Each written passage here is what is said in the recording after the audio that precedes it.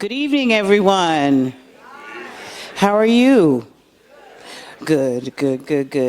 So good evening. I'm Bonnie Cannon. I'm the executive director of the Bridgehampton Childcare and Recreational Center. Welcome to our Thinking Forward lecture series, Equality Matters in the Hamptons. We are so proud of our community partnerships, and thank you, Guildhall, for caring about our kids and our community. This is our fourth lecture in this beautiful theater, and thank you, J.P. Morgan Chase, for sponsoring our lecture series. Let's give them a hand. We hope you enjoyed seeing some of our beautiful faces on the screen. The center has an after-school program, a teen college prep program, a low-cost summer camp, and our lecture series to educate, inspire, and open our eyes and hearts. Please get to know us, take home some information, look at our website, www.bhccrc.org. Better yet, stop by one day. We always say, just don't drive by, stop by. We need the support of our community, and we need your assistance. Because I'm not going to be able to speak to you at the end, I also want to say to you that with our partnership with Guildhall, our kids have worked with Guildhall here. If you went out in the gallery and you looked at the beautiful gallery that they have there, our kids actually participated in that exhibit. So some of the exhibits that you see are out there as well. The other invitation that I will give to you is on tomorrow at 9:30 a.m. at the center, our kids will be doing a fashion show of all recycled goods. So they're making outfits out of recycled goods, and I invite you to come to that. But at this time, I'm not going to prolong this event anymore, and I'm now going to present to you Ken Miller and Sherrilyn Ifill. Thank you.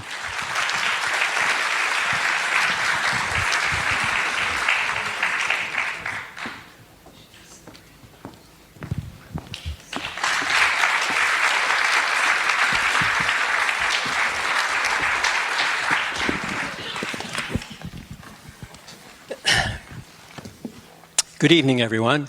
Thank you for coming out on this lovely evening. Thank you, Bonnie, and PJ, Paul Jeffers, the chairman of the Bridgehampton Daycare Center. What you do for the community, you make it more humane, and it's good for everybody. And thank you, too, to LTV, Long Island Television, which is recording this session, as they did last year's on the same topic, race in America and race in the Hamptons. The Hamptons, Long Island itself is one of the most segregated, one of the top 10 most segregated communities in America, and of course, the Hamptons is far from an exception.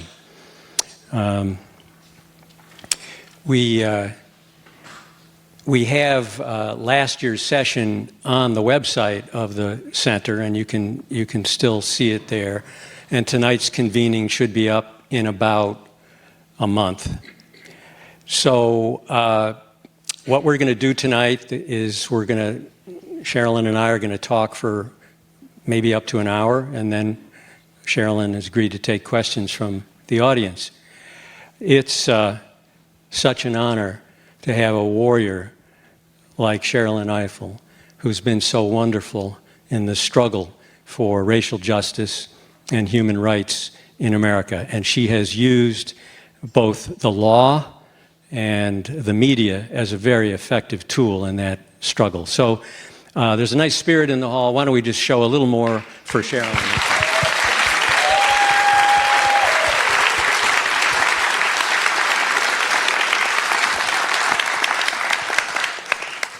Now, Sherrilyn, you wrote a very well-received book called On the Courthouse Lawn, and I thought maybe we could start our dialogue talking about that.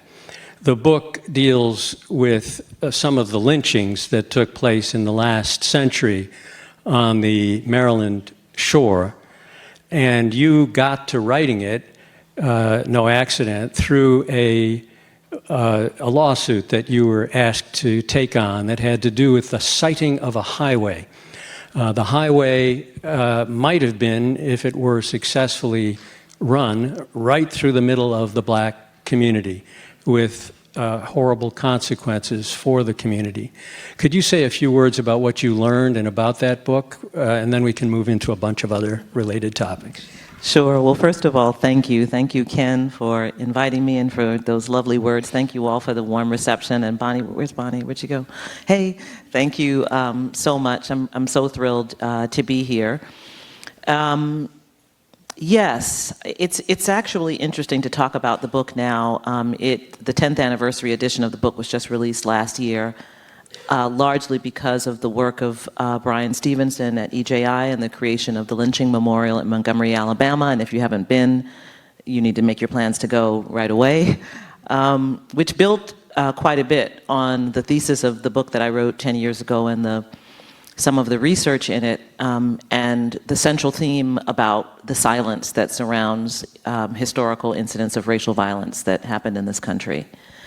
And I came to write the book because this was something I confronted again and again in my work. I had been a lawyer at the Legal Defense Fund, the organization I now lead, when I was a baby lawyer, and I was a voting rights lawyer then, in case you think these voting rights problems are of recent vintage, they are not. And when I would go into a community and would begin to work on a voting rights case, it almost always happened that I would hear some story about an incident of racial violence that happened in the past. So I had a voting rights case in Tulsa in 1991. I had never heard of the Tulsa race riots. And there was actually very little written about it at that time. But people in the community told me about this event that happened in 1921 when the black section of town, known as the Black Wall Street, very prosperous section, was burned down by a white mob. And so wherever I went, I would hear these stories. It wasn't about the case I was working on, but it was such a powerful narrative. People still remembered it, and I use the word remembered kind of loosely because the actual people didn't remember it, but it was like a community memory. It was a story that was passed down. When I went out to the Eastern Shore to work on this case that involved the plan to site Route 50, which was a highway that would take people out to Ocean City, the beach out on the eastern shore of Maryland, the plan that was presented and approved would have been actually directly adjacent to the African American community in Salisbury. But this was an extension of the same highway that had been run through the African American community in the 1960s in Salisbury.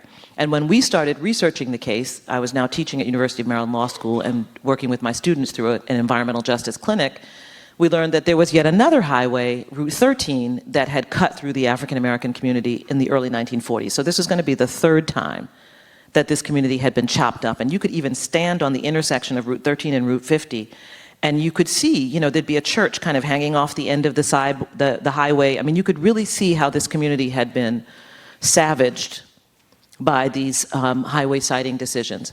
And when I went into that community to begin talking about the litigation that we were filing in that case, I started to hear these stories about these two lynchings that happened in the community. So I continued working on the case, but then a few years into the case, I visited South Africa, which was then in its truth and reconciliation process. And I was actually super impressed with the level of open dialogue about race and about crimes, about racial crimes, about racial pogroms that had happened, about forced removals, about violence. And I contrasted it with the experience I was having on the Eastern Shore, which was that African American people were secretly telling me the story of these two lynchings that happened in the 1930s. This was in the 1990s, so it's 60 years later, and it's almost like it's still a secret. And then in the white community, people would say that they kind of had heard that something happened, but they thought it was in the next county, or they weren't alive when it happened. And these were very small towns. The second lynching was attended by 2,000 people. In a town of 11,000 people, that's kind of a big deal. And the where of the lynchings was very important. Well, the name of the book is called On the Courthouse Lawn very deliberately because, so I'm from Queens. So I grew up hearing about lynchings as well, but my understanding of lynching was that it was something that happened in the woods. With the Klan. With the Klan, or some hillbillies or something. And when I was studying these two lynchings and then started to read accounts of lynchings, and I read hundreds and hundreds and hundreds of accounts of lynchings, sadly, so often they happened on the front lawn of the county courthouse. So these were not secret events that happened somewhere in the woods that nobody knew about. The lynching of Matthew Williams that I wrote about in 1931, which took place on a Friday night, 8 o'clock, December 4th, he was dragged from the hospital through the streets to the courthouse lawn and hung on the courthouse lawn at the corner of Main and Division. And I think of the corner of Main and Division as being like the middle of America. And that's where this event happened. And of course, the point of it was to send a message to both communities. There were always message crimes. I mean, people ask, what makes a lynching different than a murder, right? When people murder somebody, mostly there is an air of secrecy they're trying to surround it with, right? They don't want to be caught. They try to hide the body. They try to get away. They don't want to be at the scene. Lynchings are very different. First of all, the display of the body is very important because it's not just about the attack on the individual. It's really first and foremost a message crime. And the message is a message about the boundaries of citizenship for Black people. And then the willingness to be seen is actually part of the terror because it's a reinforcement. It's saying, we know that we can get away with it. It sends a message of impunity about the crimes. And then I think even the location, the courthouse lawn, it was a way of saying we are in control of the justice system. It was actually a direct response to what they regarded as the deficiencies of the justice system. And wouldn't you say that when it finally got to that point where the white community came out to the courthouse, sometimes the accused individual was inside the courthouse, and they would be a mob outside, it would be an attempt, and they would run through the Black community sometimes, terrorizing the Black community. So it wasn't just the individual involved, but it was a message to kind of everyone. No question about it. That's why I talk about lynching pogroms. They very often were accompanied by a kind of savaging and ransacking of the Black community, burning out of Black businesses. People were afraid to come out. Families were afraid to come out and collect the body of their family member who had been lynched. There was an incredible amount of terror that was visited into the community that saw this. And I think it also cowed the former legal system. In some instances, law enforcement and prosecutors were actually involved. But in other instances, even where they weren't involved, they were cowed by the boldness of the crowd and the violence of the crowd into not doing their jobs. Now, I think at one point somebody decided they wanted to put a statue up in honor of Frederick Douglass. But no, it was sacred ground, the courthouse lawn. You couldn't do that. Maybe you could say a few words about that. Yeah, so the first chapter of the book came out of an incident that was happening while I was writing the book. So while I was writing the book in the town of Easton, which is in Talbot County on the Eastern Shore, there was a controversy within the town that many people were describing as the most difficult and controversial racial issue that had happened in that community in recent memory. So this is in 2003 or 2004. And the controversy was that there was a plan to put a statue of Frederick Douglass on the courthouse lawn in Easton. And Frederick Douglass, as you know, is an American hero. He's a personal, absolute hero of mine. I literally spent my last birthday at the Library of Congress reading the letters that he wrote, like after his meeting with President Lincoln, and so I revere him. Yes, I'm a nerd. And he was a slave on the Eastern Shore. And by the way, there's a lot of slavery denial in Maryland in general, but I always would say to people, who are the two most famous formerly enslaved persons that you can think of? And it's Frederick Douglass and Harriet Tubman, and they were both slaves on the Eastern Shore of Maryland. So he was a slave in that county. He escaped. You know his story. He emerged to be a brilliant orator and abolitionist.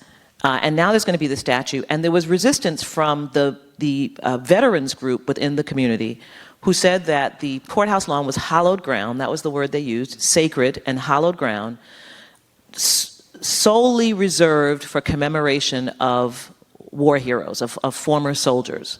And it is true that the Eastern Courthouse lawn has several monuments on it, all of which are veterans memorials. There's a Korean Veterans Memorial, there's one for Vietnam War veterans, and there's also a statue that commemorates the Talbot boys, Talbot County.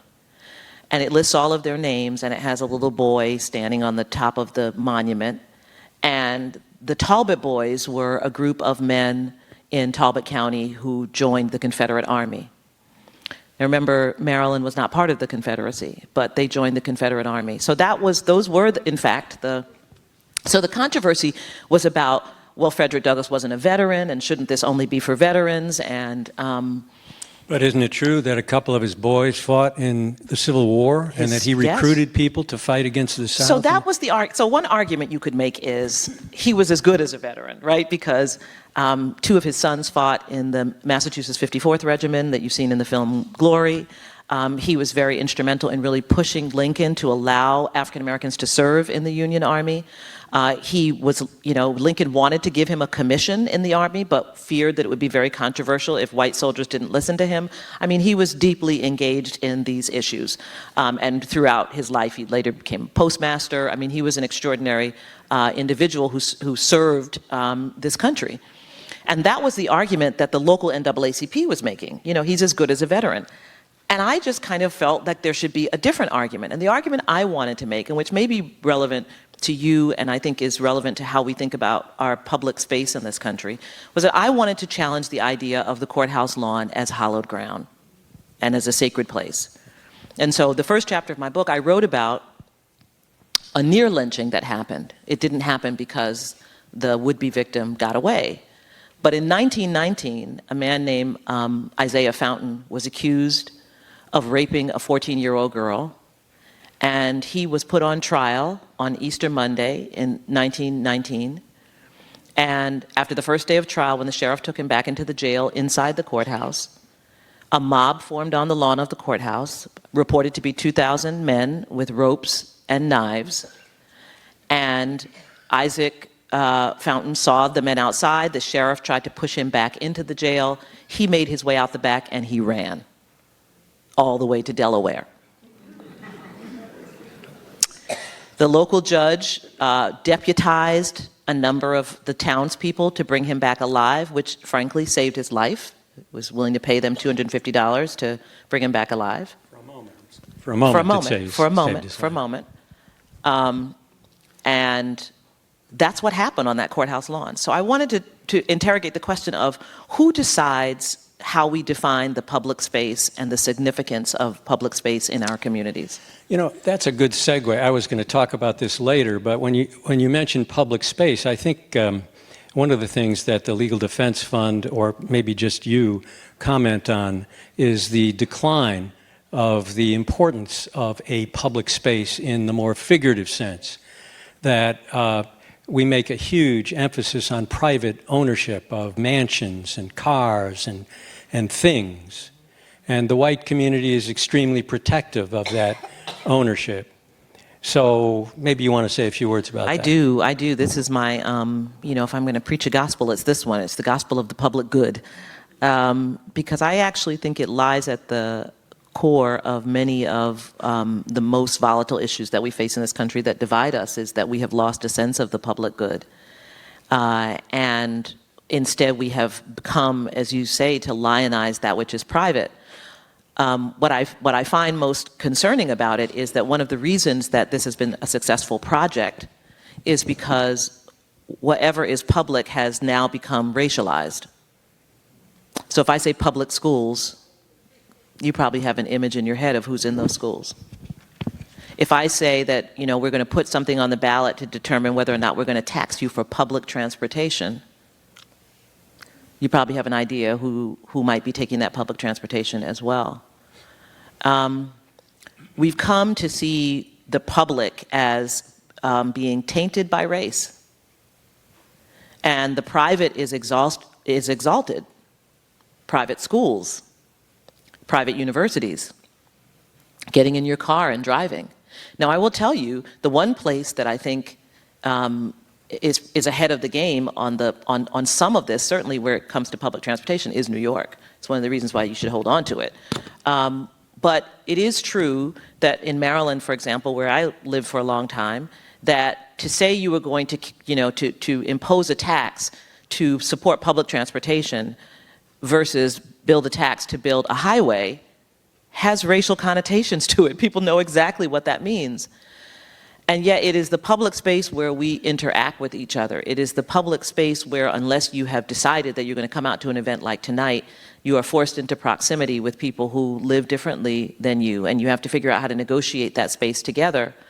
It may be annoying to be on the subway, as I frequently am, cheek by jowl with strangers, but there is also something about it in that we are all containing ourselves and managing ourselves in a way to make this work for all of us. And that project of the public good, of what it means for us to accept limitations on ourselves, to extend grace to one another, to be interested in someone else's experience, to have to cede the legitimacy of someone else's ability to stand next to you on the subway, even though it feels too close and you'd rather actually be standing on your own. All of that is a psychological project that builds strong societies. And we have allowed that to be corrupted and to be undermined. And we have become resentful of it. We don't want to pay any money to support the public good. But from my own life, I can tell you, I come from a very large family, 10 kids. I'm the youngest. We lived we so powerfully engaged with the public. We didn't go on vacations out of the country. We went to state parks.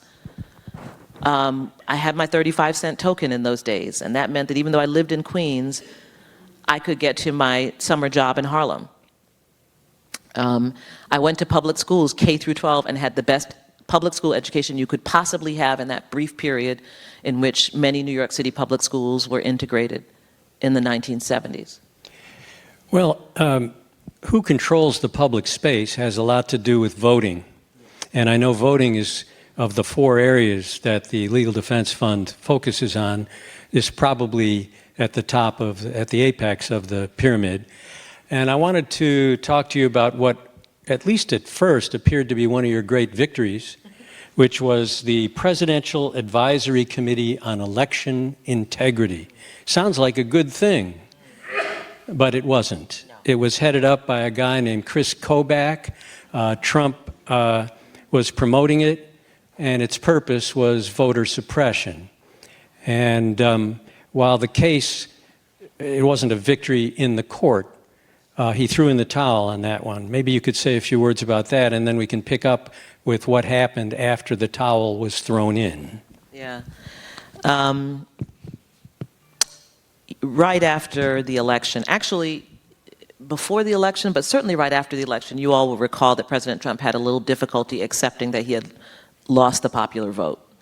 And so he began insisting on this narrative that the election, there was this election fraud and that 3 million votes were cast illegally.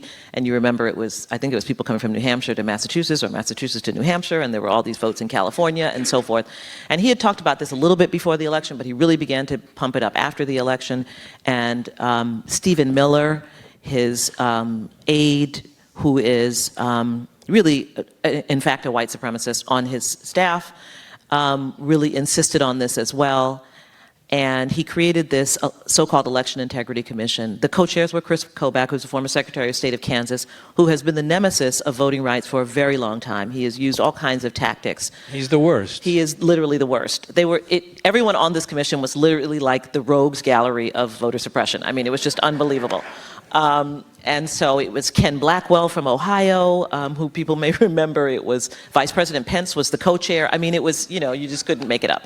So we sued, and there were 8 lawsuits challenging the creation of this commission. We did something that, in our lawsuit, that was not raised in the other lawsuits, and that actually we have never done before, which was that we sued the President of the United States. I think we have sued one other president of the United States on a procedural ground. But we sued the President of the United States, and we sued him on the grounds that he had engaged in intentional discrimination. It's a big deal, right? And I think it's interesting right now, the conversation about, is Trump racist, is he not racist?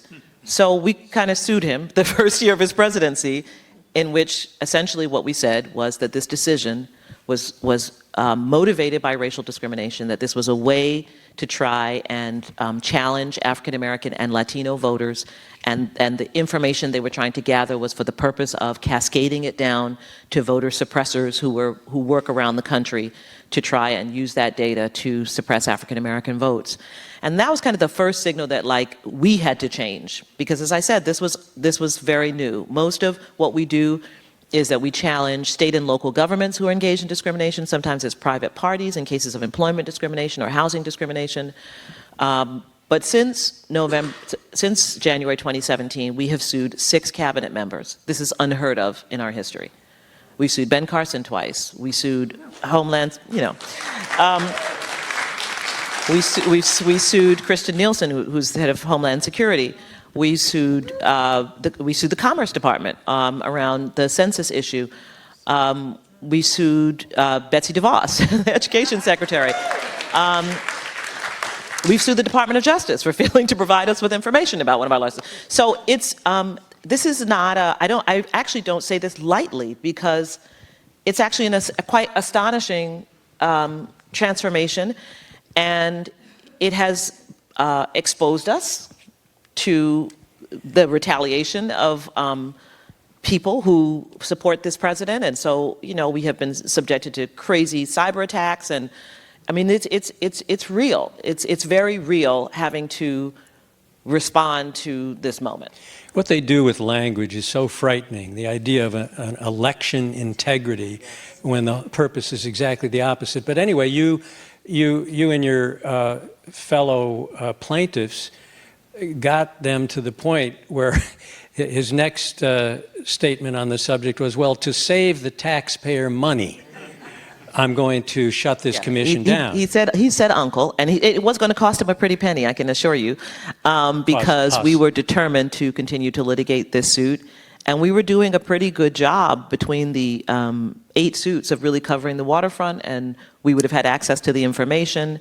And so he disbanded the commission, much like the census suit, which is why I knew he was going to throw in the towel on the census suit after the Supreme Court's decision, and despite all the blustering he did for 2 weeks, he eventually did. But Sherrilyn, he never loses, you see, because when he threw in the towel to save the taxpayer money, he and Kobach, who they referred it to the Department of Homeland Security. It was such an important national security issue to make sure that only the right people voted. And Kobach became an advisor to the Department of Homeland Security on this issue. And then I lost track of it, but I'll bet you didn't. No, it continues. And you may have seen the president's tweets the last 2 days are all about the need for a federal voter ID law. So that's his new thing. And you know that we have been pushing, Senator McConnell has refused to allow several bills that would help secure our election from foreign attack to be voted on in the Senate. I mean, this is actually, frankly, astonishing. It's great to talk about Trump, but it's pretty astonishing that there are bills that have passed in the House and that actually have bipartisan support in the Senate that Mitch McConnell will not allow a vote on, that's designed to protect our vote against foreign hacking and influence. And he won't allow it to come to the fore. And so now what the president has said the last 2 days is, well, if you're going to do it, because I think they feel the pressure on McConnell, you should tie it to a federal voter ID provision. Right. Unbelievable. Well, you used to get support from the federal government for voting rights cases, but you don't anymore. And the quality of the judges that he's nominating to the federal bench, they're inexperienced, and their politics are in some cases, forgive the expression, deplorable. Maybe you'd comment on that. Well, this is one of the most important areas of work that, unfortunately, people just have difficulty sustaining their attention to it, and that is the appointments to the federal bench. In fact, this is the reason why many Republicans and conservatives who know better, who actually know that this president is a wrecking ball on this democracy, support him because they believe that they are at least getting conservative judges appointed to the bench and that this will allow their ideology to have power for decades to come. And I want to first of all say I don't apologize for resisting and opposing judges who hold an ideology that is contrary to the civil rights issues that I stand for and believe in and have fought for. But that's kind of routine. Like, that is just the way it goes, right? There are judges that are more liberal, there are judges that are more conservative, and those battles we know of quite well.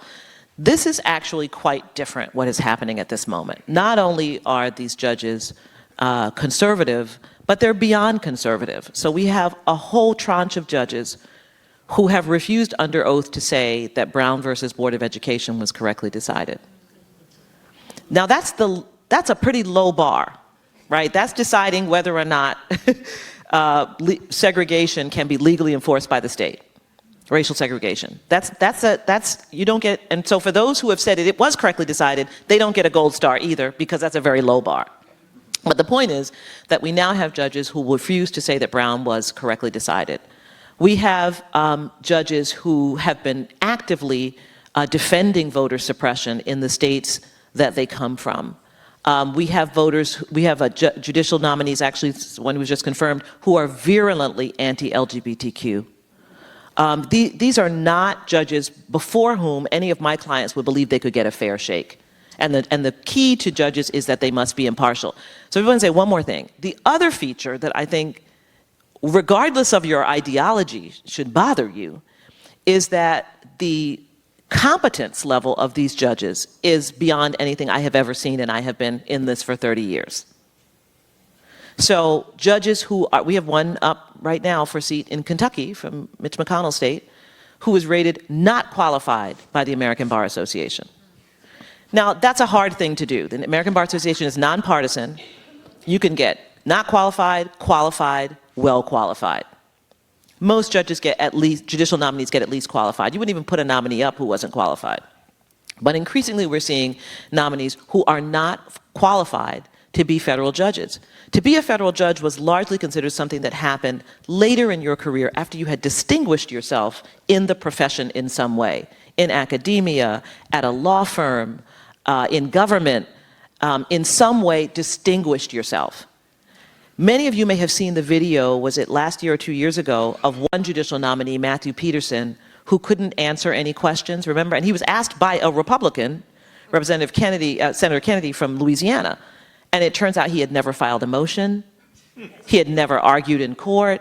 It was not clear to me that he had ever actually entered a courthouse. And okay, so the video went viral, and it was funny because it was awful.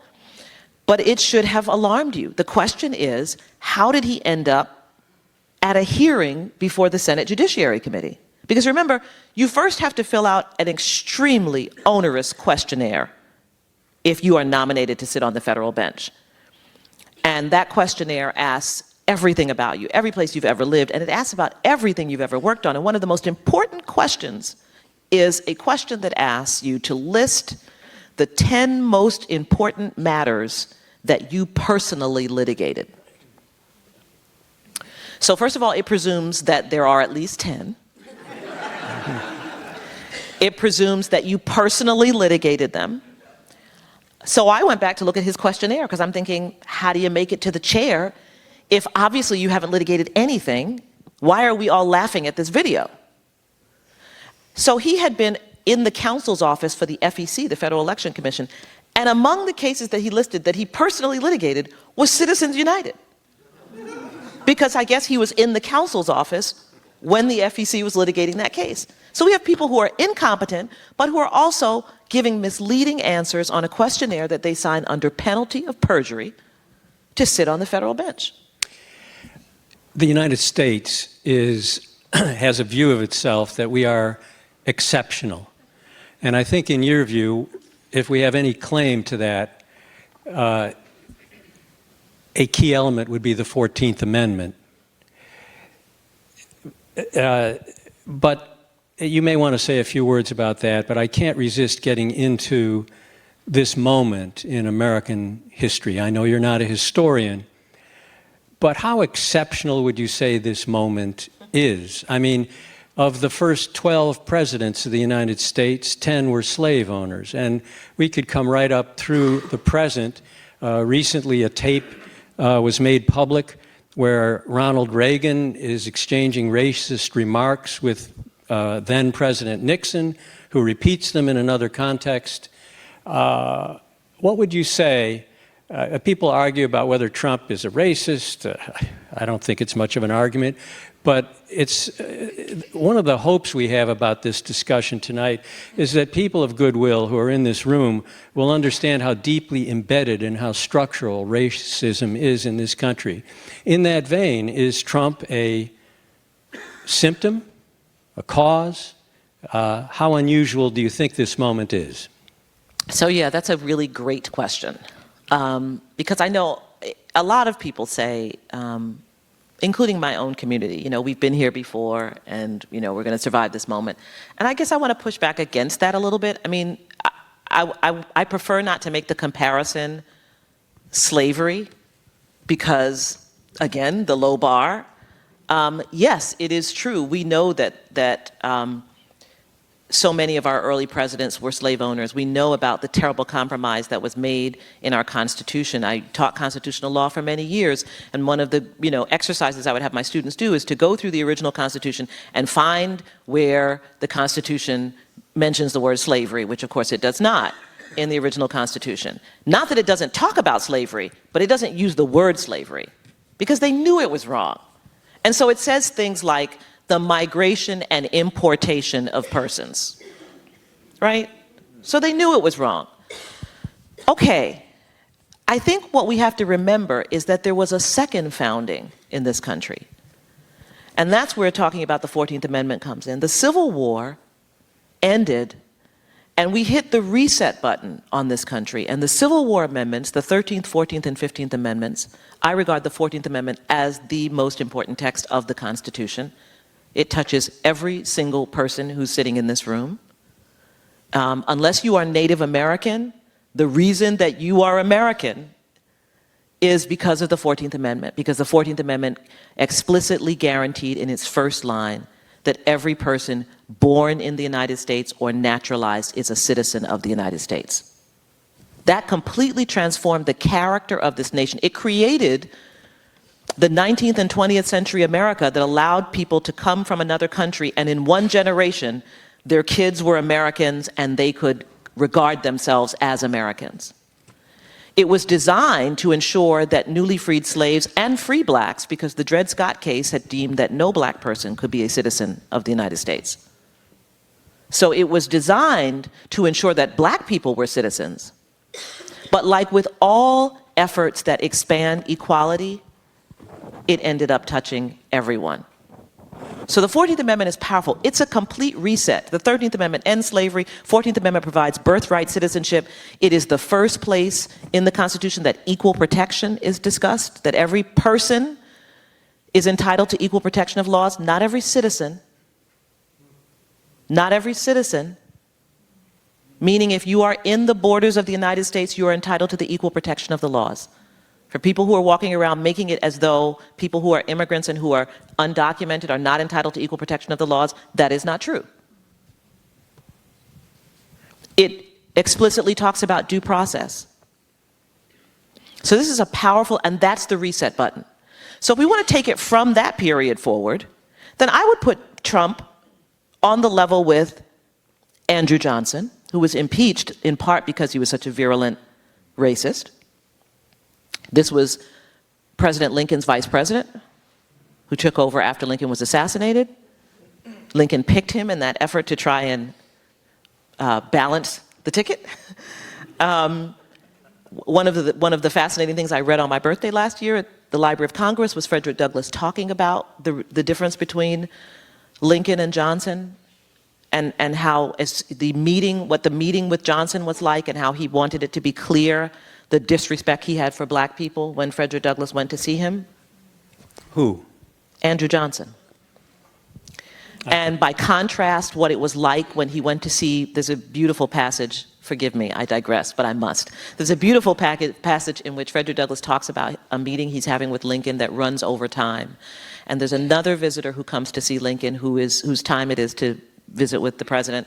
And Lincoln tells him, wait, I'm speaking to Frederick Douglass, I'm going to finish this meeting. The person who's waiting is a governor, I think it was a governor of Connecticut.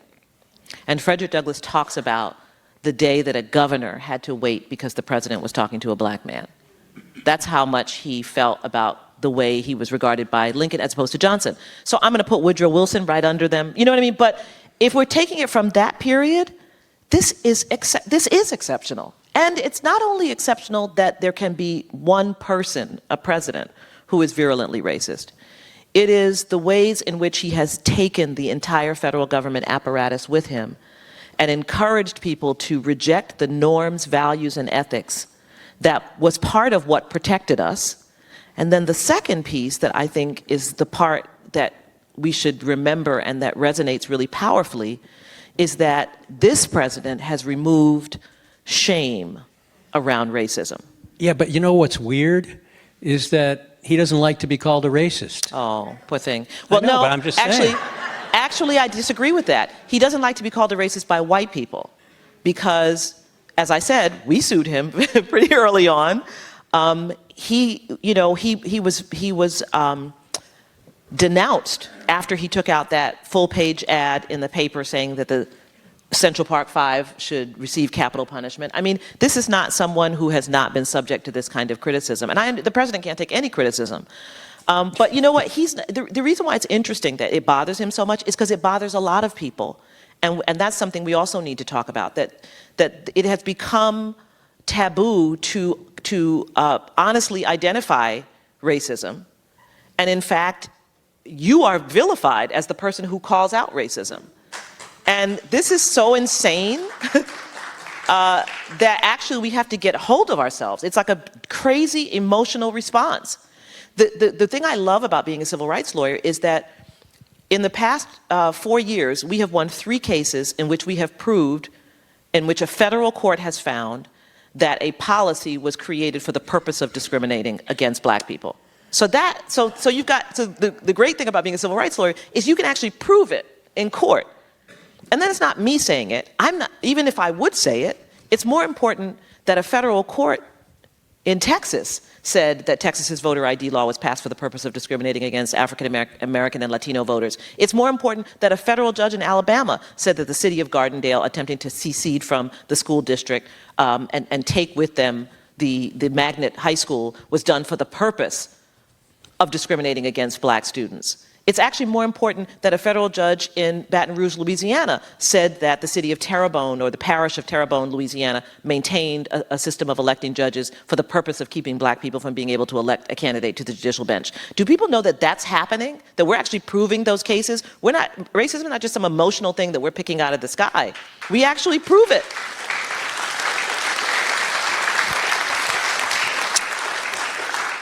Now, I'm going to get to asking you about reparations. You know, Sherrilyn doesn't know anything I'm going to, in the interest of spontaneity, I didn't tell her what I was going to ask her about. And I know that in addition to voting rights, criminal justice, economic justice, and education are important to you and to LDF.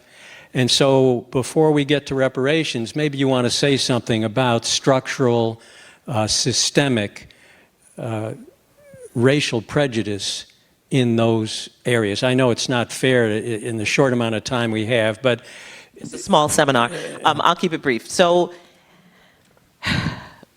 one of the difficulties of talking about race in this country is that we have allowed racism to be defined as something that is about good people and evil people and about feelings. And I'm mostly interested in policies and practices and laws. The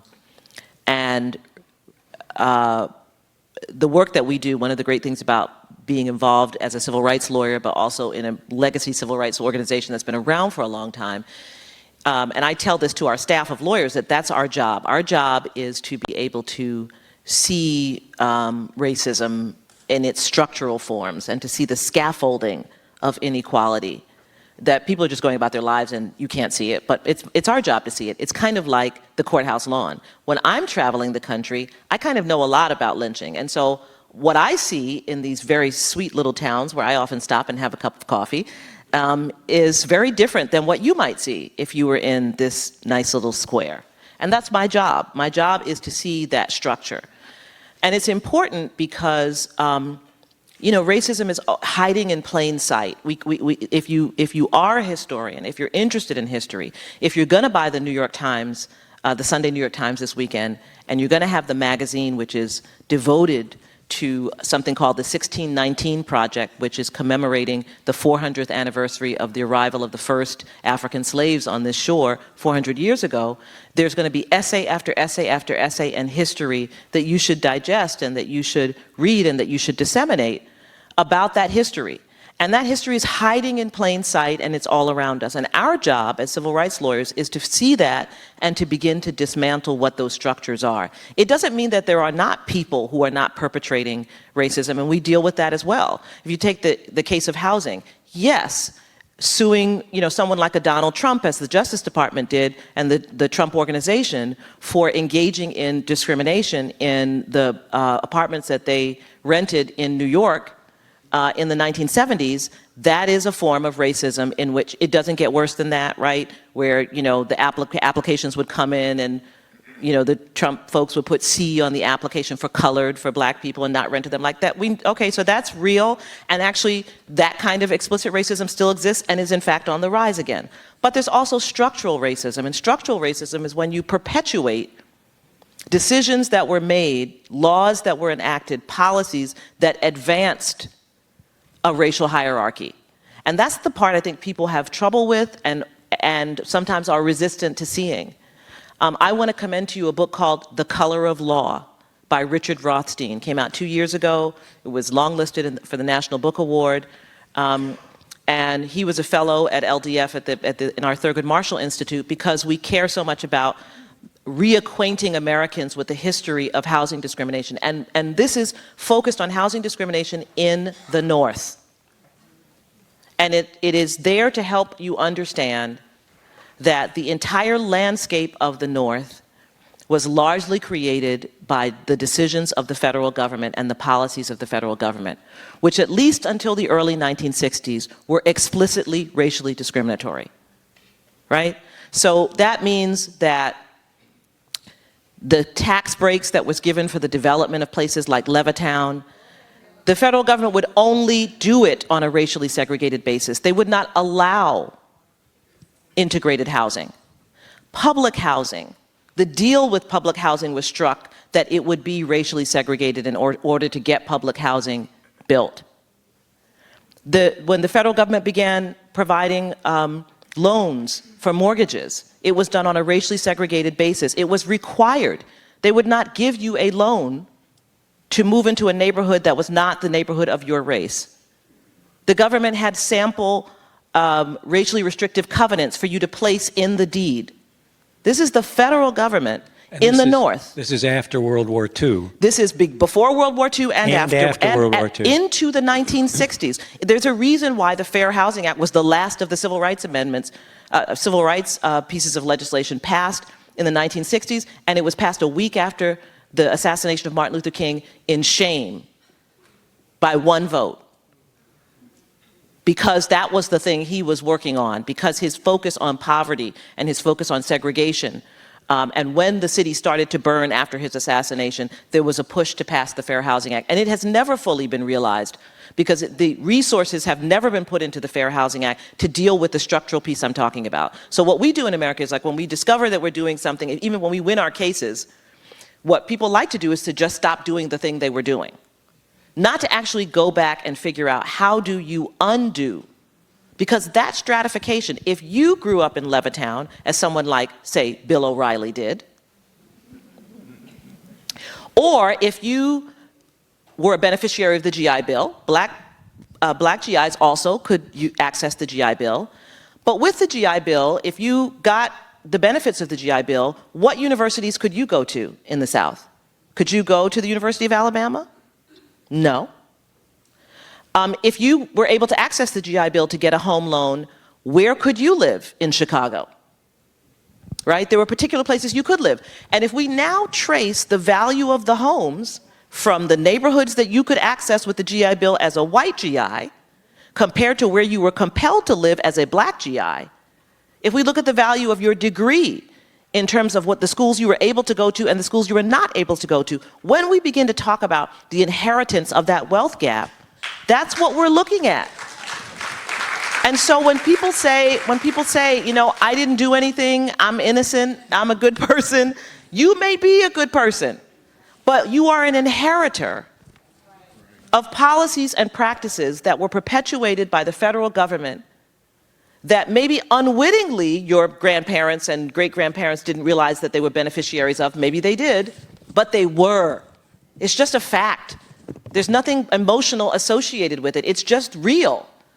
And the question then for me is, how do we deal with that? And I'm going to segue to reparations, because this is my view about reparations extends from this history. Press on. I think of reparations more as about investments in policy. So I think of policy as largely about investments. America's always making investments. It doesn't matter what we say about how much money we have, whether we're trying to balance the budget, whether we are in deficit land or not, we're always making investments. We're making investments because we're going to war.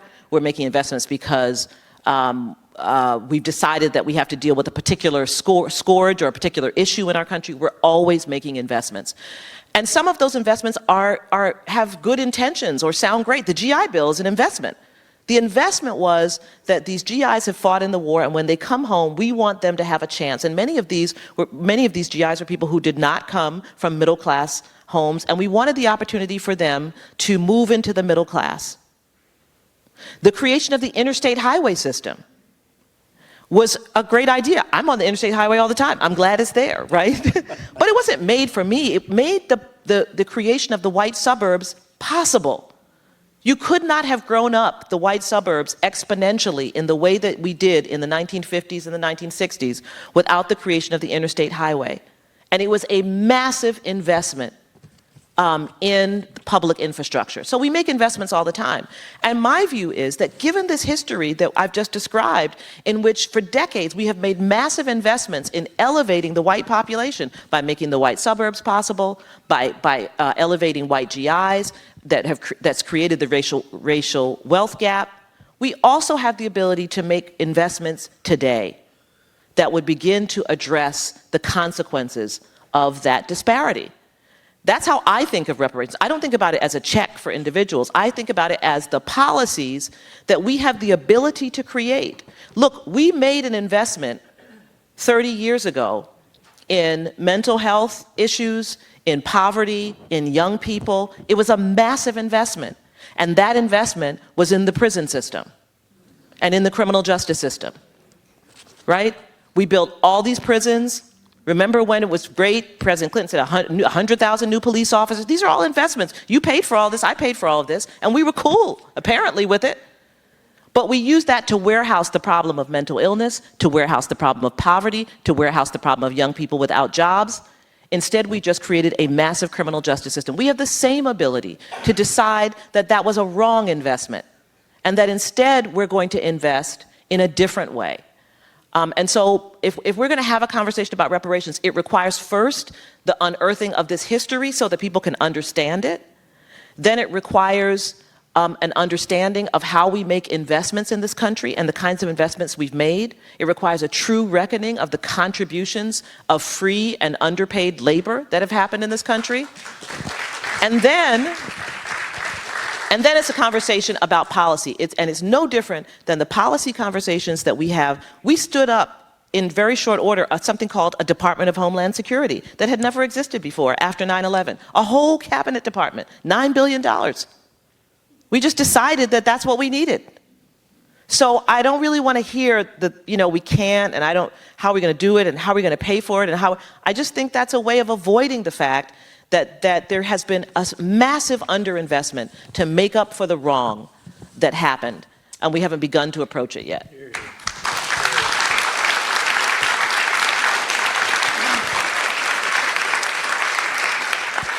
That topic of reparations leads to such important and interesting discussions, but we don't have time to go as deep into it as we should. I think we should open the floor for questions, but since Frederick Douglass has been so present this evening, I thought I would share with you a quote that I came across in preparing for this discussion by Frederick Douglass, who said, "No man can put a chain about the ankle of his fellow man without at last finding the other end fastened about his own neck."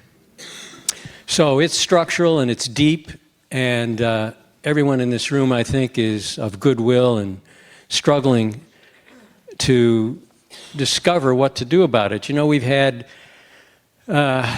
suggestions made that black people should return to Africa. In fact, in that 1619 magazine that you're talking about, I think at one point Lincoln may have suggested that as a possibility. It's why the 14th Amendment was so important. There was a very thoroughgoing repatriation movement, and that's why the birthright citizenship piece was so powerful and so important.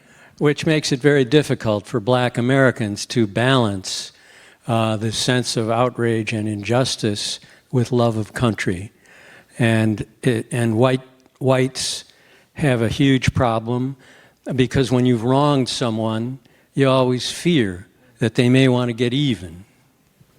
So we've got a tough problem on our hands, and in that vein, let me open the floor to questions. There's microphones. Please, when you rise to ask a question, just state your name. Francesca Rhiannon. I'm just thank you so much for such a brilliant and compelling analysis of so many things. I think in the light of what you just talked about in terms of reparations, which makes all the sense in the world to me, I think that, you know, we often hear this kind of contradiction between redressing racial wrongs and addressing class issues. And I always, you know, I think that racism is very tied to divide and conquer. I mean, that there's a purpose to it. So how do we bring the ideas together of redressing class inequity with addressing racial inequity? So that's a great question.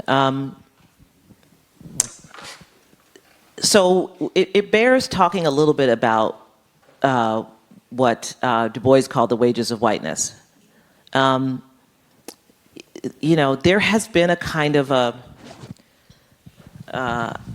feeding to the white community of a psychological wage of superiority. And it has led many white people to make terrible decisions about the support for policies and practices that actually would undermine many of these class differences. At every turn, we have seen circumstances in which, even where it was beginning to happen, the connection between African Americans and poor whites, which should logically actually be standing shoulder to shoulder, has been broken by the idea that you know, you can still be better than somebody, no matter how low you are, and the willingness of people to be attracted to that. So there really does have to be a conversation about that, about the psychological ways. I look at some of the policies that President Trump is advancing that actually is not helpful to people who are low income, who are white. And yet they will support him because he is articulating something that is psychologically satisfying to them, to people who feel that they don't want to be policed anymore in what they say. They feel that they're constantly in the wrong. They feel their dignity is being challenged. They feel fearful about their numbers. And so we just have to have that conversation about that, all of what I just described. And those are bad motivations for policy decisions and for the people that you politically support. It's just bad. It's just bad for your own interests, for your children's interests, for your grandchildren's interests, and for the interests of this country. So So we've got people making bad decisions that come out of that emotional well. And then we also have people who are constantly, this is the world I live in, where people are constantly saying, well, it's class, not race. Race exists as an independent factor for all the reasons that I have just described. It exists that way because people are addicted to it, and because people will make decisions that are contrary even to their economic interests, right? You see this, where people don't want to be, where store owners don't, even if you're going to spend a lot of money, they don't want to be associated with having black people in the store because they believe that somehow lessens their brand. We actually filed a case against a little store called Wet Seal, which I don't even think exists anymore, but it used to be in malls all over the place. It probably was out here too, and my teenage daughters used to go there all the time, and I hated their clothes. But anyway, we filed a suit against Wet Seal because they had a policy of trying to remove black women managers from the floor because they thought that it diminished their brand. I mean, this kind of thinking is like, that has nothing to do with whether it is in fact economic or not, economically helpful or not. So there is a piece of this that gets bundled in, and I think we have to have clarity about what that is. This goes back to what I was saying about birthright citizenship. The opening the window of equality and access actually is the rising tide that lifts all boats, right? It is actually not trickle-down economics. It's actually that. I often talk about a case that LDF litigated in 1971 on behalf of a white woman, Ida Phillips. Phillips versus Martin Marietta. We argued her case in the Supreme Court and won. Why did we take the case? We took the case because we understood that the equality principle in the case was vital and important. And this was just at the time that Title VII was emerging, and we wanted to manage and be part of how the courts were interpreting this concept of employment discrimination. Ida Phillips applied for a job at Martin Marietta in Georgia, and she was denied the job because she had preschool-age children. And the policy of Martin Marietta was that they did not hire women who had preschool-age children on the theory that they should be home taking care of their kids. So we argued and won that case in the Supreme Court on behalf of Ida Phillips. This is LDF, an organization whose mission is racial justice. It was argued by Bill Robinson, an African-American lawyer. And so any white woman who's in corporate America today, or whose mom was in corporate America, who has preschool-age children, you benefited from the work of the Legal Defense Fund. So if we are opening that door to equality, it actually is helping other groups and other people, and it is lifting all boats. So I say lean in to the opening of access, because ultimately it actually does create the principles and the values. If we think about all of the principles and values of equal protection, of due process, these are things that everyone benefits from, that the government can't take something from you without giving you a chance to come to court and defend yourself, or a chance to explain it. I mean, these are all things that we all benefit from. Another question? Thank you. The voters of Florida in You are Matt Mallow. I am Matt Mallow, yes. The voters of Florida in 2018 passed a ballot initiative changing the Florida Constitution, restoring the rights of felons who had served their sentence to vote. The legislature of Florida and the governor have done their utmost to pass legislation requiring the repayment of costs by the former felons before they can vote, which I concede the scaffolding of voter suppression and a poll tax. What is LDF doing about that? And in that vein, that would benefit all racial groups who happen to fall within the category of former felons. Well, I'm so glad you raised that. So we were waiting. We knew what was going to happen, and we were waiting, and so that Friday night, we weren't expecting it that Friday night, I admit, but no sooner did the governor sign that legislation requiring the repayment of fines and fees, than 3 hours later we filed suit. It was LDF, the ACLU, the Brennan Center. I really commend you to go to our website and look at the complaint, because it exemplifies exactly what you've described. And you look at our plaintiffs, they are African-American grandmothers and grandfathers. They are white men and white women in their 30s. It runs the gamut. And so we filed suit. We just sought a preliminary injunction last week. There are groups that are working to try to pay the fines and fees, but again, that doesn't deal with the structural problem, right? That's just, it's very nice to have a very wealthy person help pay the fines and fees, right? Or to have a whole lot of people contribute to pay the fines and fees. But what we want is for the will of the Florida voters who passed that referendum, and the ability of formerly incarcerated people to be able to exercise their right to vote. So what did we do? We filed suit, and we're pressing ahead with that. And we filed the preliminary injunction because we want this resolved before the 2020 election.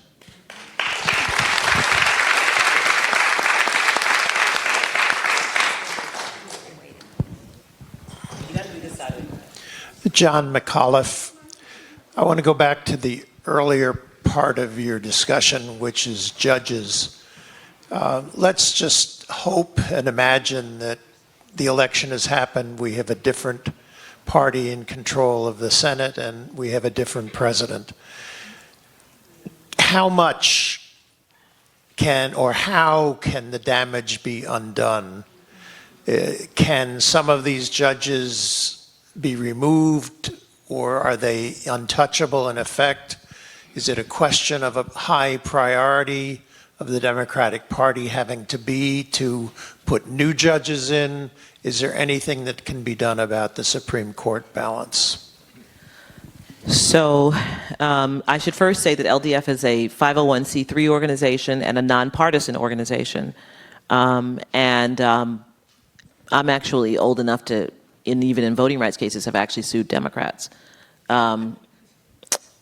So I want to preface my remarks with that. That being said,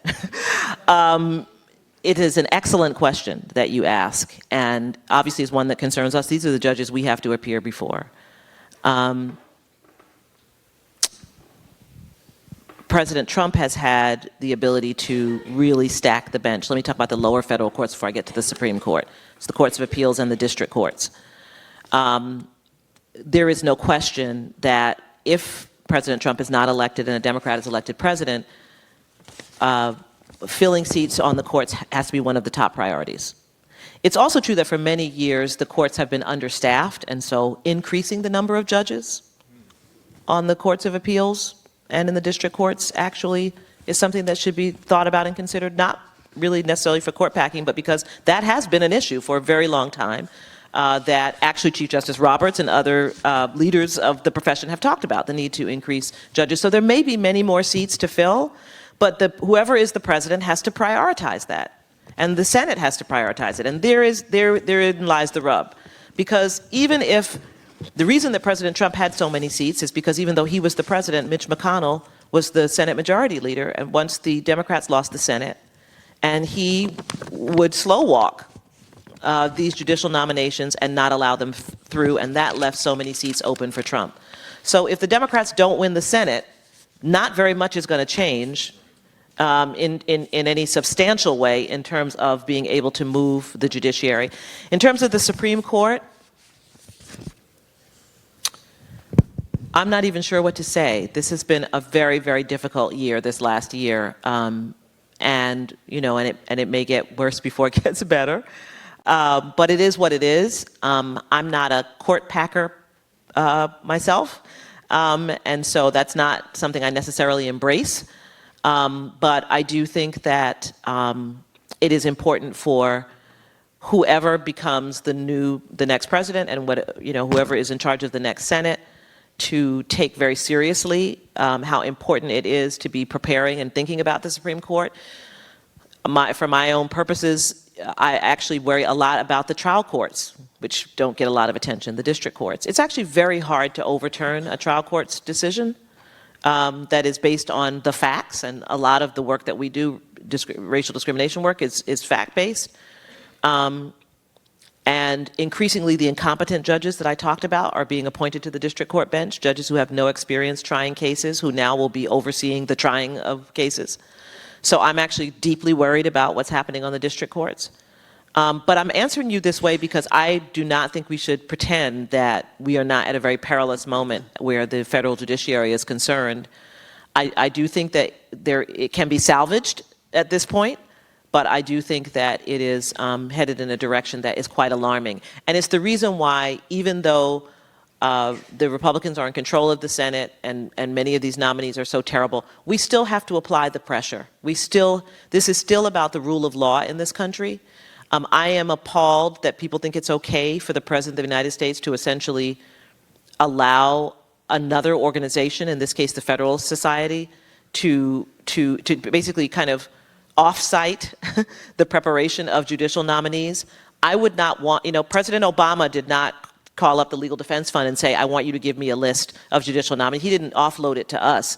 It is the job of the president and his counsel to work on those nominations. Doesn't mean we don't try to influence the process. Doesn't mean the Federalist Society shouldn't try to influence the process. But the idea that they create a list and the president chooses from that list, I mean, these are things that I just think are corrosive of our democracy. And we have to really take it seriously. Sherrilyn, before we leave the subject of the Supreme Court, you use the expression the rule of law. We all learn about that in law school. What does the rule of law mean for racial justice, and what does the rule of law mean to the black community? Do you think that the Supreme Court believes in the rule of law? Say a few words about the rule of law in a racial context. It's actually interesting. I mean, this would be this, that if we're going to do another talk like tomorrow night, it would be like the rule of law and racial justice, because you have to remember the tradition I come from. When Thurgood Marshall, LDF was founded in 1940. So 1940 is, 16 years before Rosa Parks, refused to move to the back of the bus, right? It's 15 years before Emmett Till was killed. When Thurgood Marshall, I often talk about Thurgood Marshall's effort to desegregate universities and law schools, and one of my favorite stories is that when he was litigating the case challenging segregation at the University of Oklahoma Law School, he represented a woman named Ada Lewis Sipowell, who had applied to the law school, and he tried the case in Oklahoma, and I actually spoke with her when I first came to the Legal Defense Fund many, many years ago, when she was still alive. And she told me the story that at the end of the first day of trial, it had not occurred to Marshall or to her that they would not be allowed to eat in the cafeteria of the federal courthouse. This is in 1949. And so Marshall said, tomorrow I'll try the case and you bring the bologna sandwiches. And she told me, this as a kind of a joke, because Marshall had that sense of humor. Okay, it's kind of a joke, but it's kind of like not a joke. But it also is, the way I've chosen to take the story is what it means to be a civil rights lawyer like Marshall and Robert Carter and Constance Baker Motley, and to be creating something for which there is no blueprint. Creating a vision and a imagination of what equality could look like out of your own head, out of your own sense of what those words are supposed to mean. They weren't modeling it on some other country that was doing it. They weren't doing it because America was fair to them. Even though they couldn't eat the sandwich in the cafeteria, they were still doing it. So our work and our belief in the possibilities of the rule of law, because as an African American, you can only believe in the possibilities of what could happen in this country, in the promise, has never been premised on whether or not we're being in fact treated right. Right? It has always required a suspension of belief. And it's always required you to look past what is in front of you to the horizon you're trying to get to.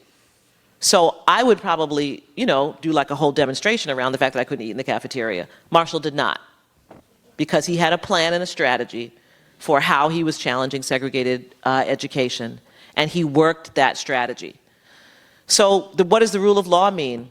It's tough. It's really tough at this moment, and this is what I worry about, and I'm really pushing the leaders of my profession, the lawyers and the partners at law firms, and the people who lead our profession and who make a lot of money in this profession, because they are the people who press the issue of the rule of law. They've created many of the mores and ethics that we are all supposed to believe in, and that I have adopted, and that we insist that our lawyers follow. And that we insist so where are they? Where are their voices at a moment when the rule of law is being threatened. The rule of law is not a civil rights concept. And it's being turned into that by the fact that so many are silent. When Don McGahn, former president's counsel, doesn't appear for a subpoena, I mean, he's a partner at a law firm. Is that what they're teaching at the law firm, that when you get a subpoena, you don't have to show up? What I learned, and what most lawyers learn, is you got to show up. You can articulate your privilege that you won't answer questions when you show up, but you don't have the option not to show up. What law school are they teaching that in? So I'm concerned about that. The idea of judicial temperament. I didn't create judicial temperament. Civil rights lawyers didn't create judicial temperament. The ABA created the idea that judges should have judicial temperament, which means there's a certain way you behave on the bench. So when a judicial nominee loses it at a confirmation hearing, shouldn't you at least say something about how should we evaluate that? Right.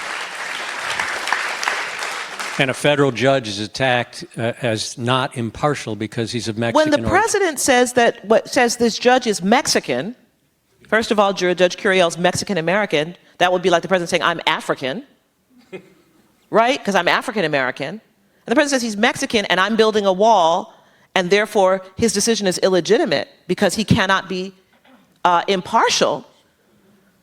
That would have been a great moment for Chief Justice Roberts to say something. He said something when the president said there are Obama judges, and he said there are no Obama judges and Trump judges. But what about when the president accused a judge of being biased because the judge is Mexican American? So I'm really, you've touched on something that I've actually been trying to write something about it, and I've not regarded myself as sufficiently calm to write it in a way that, in a way that I think it has to be written as a lawyer in this profession, to really essentially an open letter to my colleagues to say, where are you? Do it. I think it's time.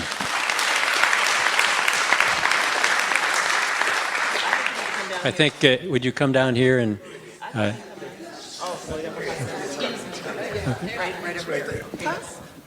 Oh, thank you. Thank you. I want to thank you very much. I learned a whole lot from you that I knew nothing about, and I appreciate it. But I also want to talk about our area out here and let you know what the battle has been out here, where we were not allowed to buy homes in certain areas. And I want to mention someone here tonight who started an organization of 3 developments. And I came out as a young teenager back in 1942, and those developments weren't even there. I never thought I'd come out here again. I came out as a teenager to watch the little babies of my sister and in-laws. And I'm born in Harlem, born in a basement. Father was a janitor. My brother hauled the garbage from the dumbwaiters. We never thought we'd ever get out of Harlem. And here I am today in Sag Harbor. And I am proud to be out here, but I remember where we could not get into Levittown. My husband and I, he was a veteran. We couldn't get in because we were black. And we had to end up in South Jamaica to buy a house. But I also want to commend someone here today who started the SANS group of the 3 developments in Sag Harbor, which has just been designated a historic area. I want to introduce her, Renee Simon. We are now in historic area, thanks to her, because we couldn't buy out here before. We could not buy. Fantastic. Thank you. I think we have time for one more question. Yes. My name is Rosa Hannah Scott. Oh, God, do I have... Yes, I have something to think We need a about. mic down here, I think. Oh, okay. Yes. My name is Rosa Hannah Scott, and I had something to think about, and all of us should think about. Speaking of class, when they were speaking about the class and the slavery, at the time when we actually had slavery, even the poorest of whites could have a slave, and they did have slaves. So you can imagine what it was like through that period. And I just want the people here to think about the fact that Trump came here last week, and they said on television, oh, he didn't make $1 billion, but he did make 12 million. So that's a lot for us to think about when it comes time to vote and everything too. We really should. I'm not asking a question, but these two things I think are important, that the poorest of whites had slaves and that Trump made $12 million in 2 days. I'm sorry. Can I ask as a point of privilege that the last question go to Gabrielle McDonald? Because Gabrielle Kirk McDonald was an LDF lawyer long before I was one, and when I became an LDF lawyer, I was 25, about Don't say 100 pounds, and no, now we look the same age, which is concerning me. She was my first cooperating attorney. Gabrielle McDonald was an amazing civil rights lawyer and then federal judge in Texas, retired from the federal bench, and went to a law firm and then worked in international mediation and then was a judge on the International Court Criminal Tribunal for the former Yugoslavia. And she was my cooperating attorney. At LDF, when you're a baby attorney, you got a cooperating attorney, a local counsel who was experienced, who worked with you, told you when to stand up and sit down and what to say. And that was this lady who's sitting right here. And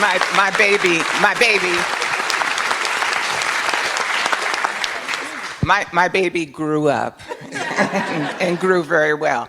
I don't have so much as a question, but something that I want to reveal to you about how in East Hampton there is a racial sharing of public space. And that is the benches. There are 2 benches in East Hampton for the jitney, which is the bus that we take into the city. One of them, and it's engraved, one of them says Rosa Parks, the mother of the civil rights movement. I think it was put there about maybe 8 years ago, not by the city, not by the owners of the jitney, but by, as I understand, Black Baptist Church here in East Hampton. But I use it as my opportunity for a little racial education. So I trot up with my gray hair, and I usually say, I'm going to sit with Rosa Parks. Well, you can imagine people kind of either look at me or ignore me. Or I will say, do you know who Rosa Parks is? Same reaction.